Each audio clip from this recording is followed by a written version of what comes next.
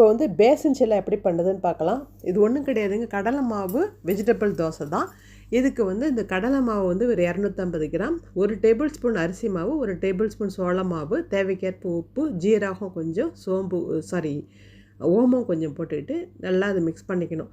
இந்த மாவு வந்து தோசை மாவோட கொஞ்சம் தண்ணியாக இருக்கணும். பேசிக்கலாக பார்த்தீங்க அப்படின்னு சொன்னால் இது வந்து நல்லா வெஜிடபிள் பைண்டிங் பண்ணுற மாதிரியான மாவு இருந்தால் போதும். இது வந்து நல்ல protein rich food and very low calorie food. For example உங்கள் பசங்க வந்து ப்ரோட்டீன் ரிச் வேணுங்கிறவங்களுக்கும் சரி, அந்த வெயிட்டு குறைக்கணும் அப்படிங்கிறவங்களுக்கும் சரி, இது ரொம்ப நல்ல பிரேக்ஃபாஸ்ட்டு. இதுக்கு வந்து ஒரு 6 ஆனியன் வந்து நல்லா நீட்டாக கட் பண்ணிவிட்டு, தேவைக்கேற்ப பச்சை மிளகா, நீட்டாக கட் பண்ண ஒரு கேரட்டு, அரை கேப்சிகம், ஒரு 100 கிராம்ஸ் வந்து கேபேஜ், இது எல்லாத்தையும் போட்டு இந்த மாவு பாருங்கள் இந்த மாதிரி தண்ணி அளவுக்கு கலந்துக்கணும். அப்புறம் அதில் கொஞ்சமாக ஒரு டீஸ்பூன் போல் கார்லிக் பவுடர், இது நல்லா ஃப்ளேவர் தூக்கி கொடுக்கும்.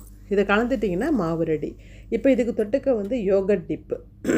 இதுக்கு 3 டேபிள் ஸ்பூன் யோகட் எடுத்து நல்லா கடைஞ்சி எடுத்துக்கிட்டு அதில் வந்து கொஞ்சமாக தண்ணி ஊற்றி கலந்துக்கிட்டு, அப்புறம் அதுக்கு தேவைக்கேற்ப மஞ்சள் தூள், மிளகாத்தூள், உப்பு, ஜீரகப்பொடி, அப்புறம் வந்து கொத்தமல்லி பொடி, அப்புறம் சாட் மசாலா, இதெல்லாம் வந்து ஒரு 3/4 டீஸ்பூன் போல் போட்டிங்கன்னா போதும். இதெல்லாம் மிக்ஸ் பண்ணி எடுத்துட்டிங்கன்னா யோகட் டிப்பு வந்து ரெடி. இது சில்லாவுக்கு வந்து ரொம்பவே நல்ல பிரேக்ஃபாஸ்ட்டாக இருக்கும், அது ஆப்டாக இருக்கும். அது நம்ம மற்ற சட்னியோட பண்ணுறதை விட. இப்போ சில்லா பண்ணுறோம். நம்ம சில்லா பண்ணும்போது என்ன பண்ணணுன்னா, நல்லா வந்து ஸ்ப்ரெட் பண்ணி விடணும். தோசைக்கல்லில் நல்லா மெலிசாக ஸ்ப்ரெட் பண்ணி விட்டு கொஞ்சம் நேரம் வச்சிருந்து எடுத்தோம்னா நல்லா முறன்னு நல்லாயிருக்கும்.